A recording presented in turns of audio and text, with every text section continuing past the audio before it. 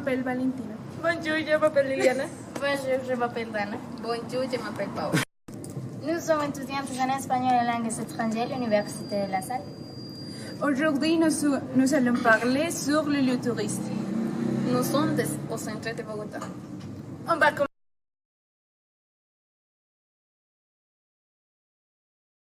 Je vais parler avec ma mère parce que... Salut, je suis désolée pour être en retard.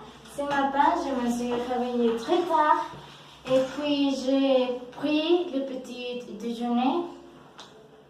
Et moi, je déjeuné ici à l'université. Je suis depuis le collège. Je vais cours d'anglais et cours de français. Et après la formation, j'ai fait le petit déjeuner, je me bagne, je me relève, je suis sortie prendre le bus et je suis venue à prendre des rendez-vous.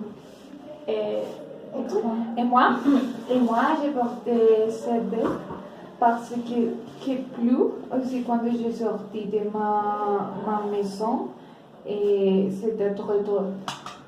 Alors, pour aller au centre de Bogota, depuis l'université, premier nous prenons un bus ou un Transmilenio.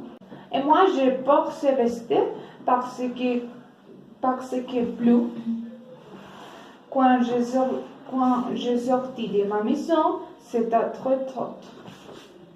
Alors, pour aller au centre de Bogota, depuis l'université, premier nous prenons un bus ou un Transmilenio appelé 6 jusqu'à la station Aguas. Le musée Botero est un musée d'art situé dans le quartier de la Candelaria, le centre historique et culturel de Bogota en Colombie. Il y a beaucoup d'œuvres données à la Colombie par l'artiste Fernando Botero. Il est colombien. Aussi, l'entrée est gratuite. À l'intérieur du musée, il y a beaucoup d'œuvres colorées. C'est une maison ancienne en bois et il y a peu de fenêtres à centre à un beau jardin. Histoire. Depuis, Botero a pensé au musée d'Antioquia à Medellín. La possibilité à donner toute sa collection d'art, mais il a préféré la capitale. La sélection du musée Botero de Bogota a été réalisée par Fernando et autres artistes.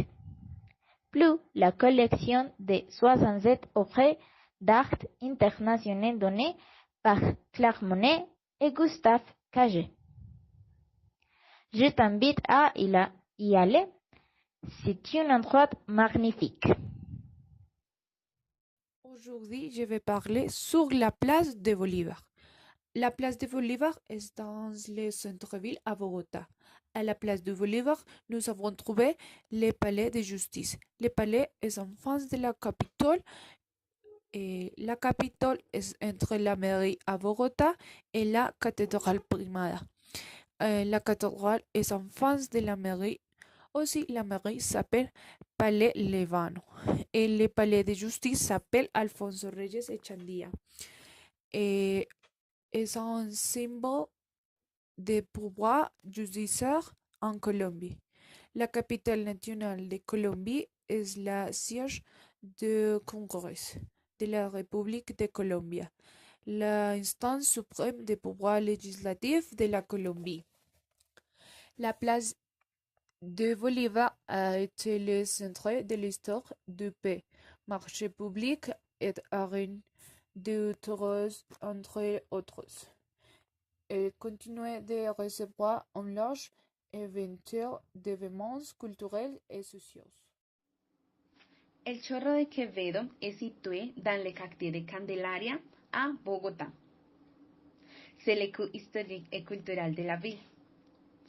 Caméa de l'activité commerciale de la ville se déplaçait vers le nord. L'architecture coloniale pouvait être maintenue presque intacte.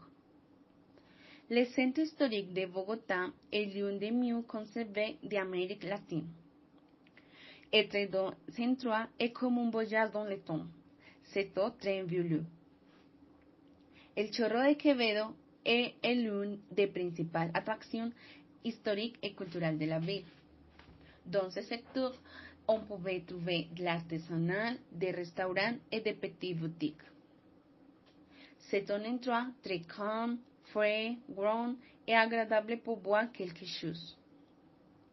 Lorsque nous avons visité el Chorro de Quevedo, nous avons pu boire des songes, nous avons entendu parler de l'histoire et nous avons vu des gens raconter des histoires. Je vais parler sur le callejón de los murales. C'est un lieu, il a été fondé dans l'an 2016 pour un couple qui vivait dans ce lieu.